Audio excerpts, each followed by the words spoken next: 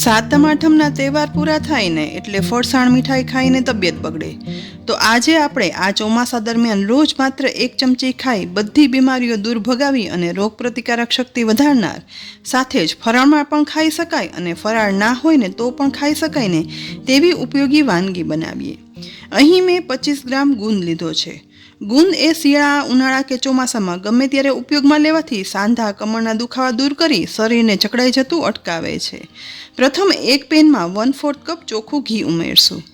ગરમ થતા ઘીમાં 25 ગ્રામ ગુંદમાંથી થોડો ગુંદ ઉમેરતા જઈશું અને ઘીમાં મિક્સ કરી ગુંદને તળતો જવાનો છે. ગુંદ તળાય અને ફૂલી ઉપર આવી જાય ને એટલે તેને એક પોળા બાઉલમાં કાઢી લઈશું. આ જ રીતે બાકીનો ગુંદ છે ને તે પણ ઘીમાં તળી અને બહાર કાઢી લેવાનો છે.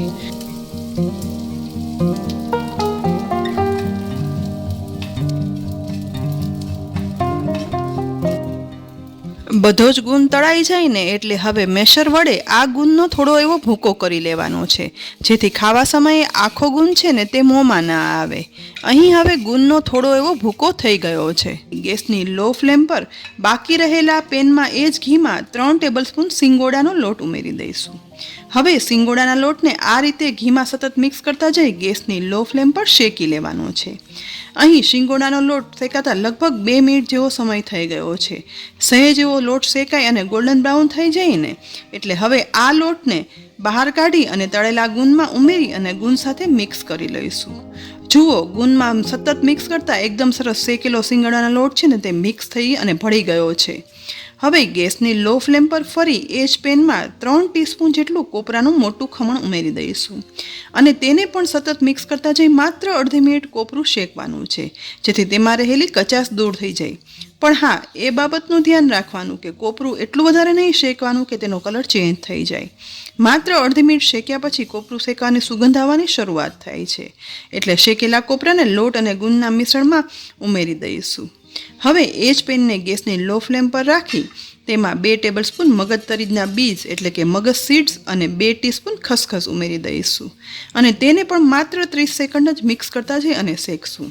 મગજ સીડ્સમાં વિટામિન A, C, E હોવાથી તે આંખોની તકલીફ માટે ફાયદાકારક છે જ, સાથે તે પેટમાં એસિડિટી દૂર કરી પાચન તંત્રને મજબૂત કરે છે. વળી કેન્સર જેવા રોગોને દૂર રાખનાર ખસખસ છે ને તે ગેસ, કબજિયાત જેવા રોગો દૂર કરી એસિડિટી મટાડનાર છે.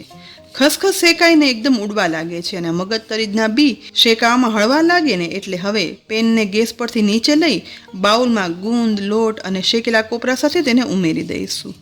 હવે એ જ પેનને ગેસની લો ફ્લેમ પર રાખી પસંદગી પ્રમાણે બદામના ટુકડા, કાજુના ટુકડા અને અખરોટના ટુકડા ઉમેરી દઈ અને મિક્સ કરશું અને શેકતા જઈશું.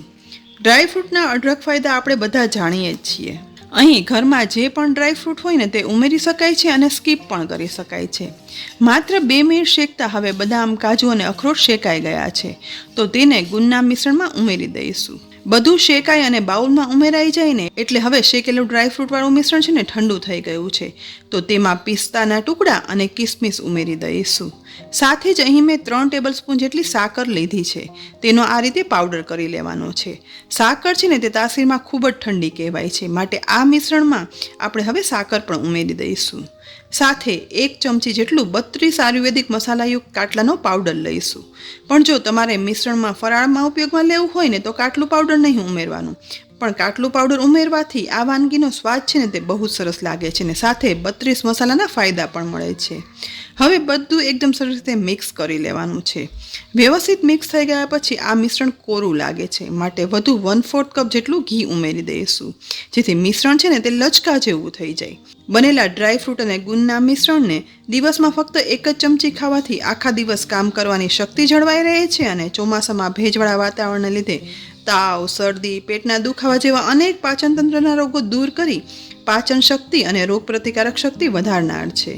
હવે આ મિશ્રણને આપણે કાચના કોરા કન્ટેનરમાં ભરી અને રાખી દઈશું, તો તે 15 થી 20 દિવસ સુધી એવું જ સારું રહે છે અને સ્વાદિષ્ટ તો એવું ને કે આ સ્વાદમાં તો નાના મોટા સૌને ભાવશે.